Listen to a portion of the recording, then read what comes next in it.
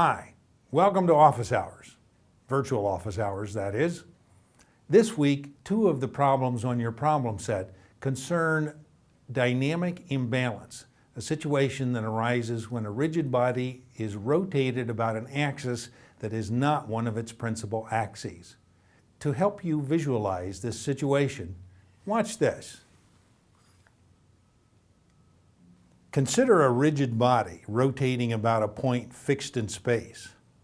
The rigid body consists of a single mass particle located a distance r from the fixed point.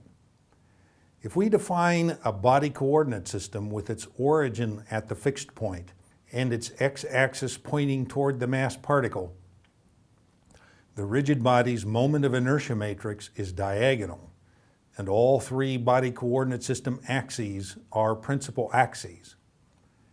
If the rigid body's axis of rotation lies on a principal axis, as it does here, there is no dynamic imbalance. Notice the angular velocity vector, omega, the vector locating the particle, r, the particle's linear momentum, p, and the particle's angular momentum about the fixed point, h sub 0. Notice that the angular momentum vector is parallel to the angular velocity vector. If the angular velocity is constant, the angular momentum does not change, and there is no torque on the rigid body. There is no dynamic imbalance. If, however, the rigid body's axis of rotation does not lie on a principal axis, there is dynamic imbalance.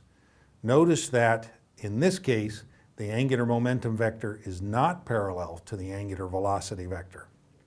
Consequently, as the rigid body rotates, the angular momentum vector is constantly changing direction.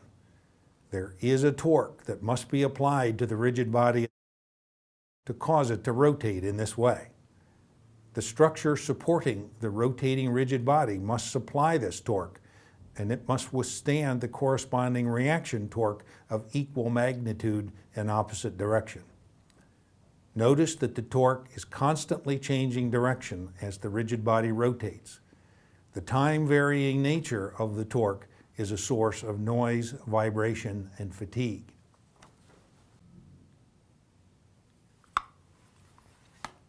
Well, there you have it.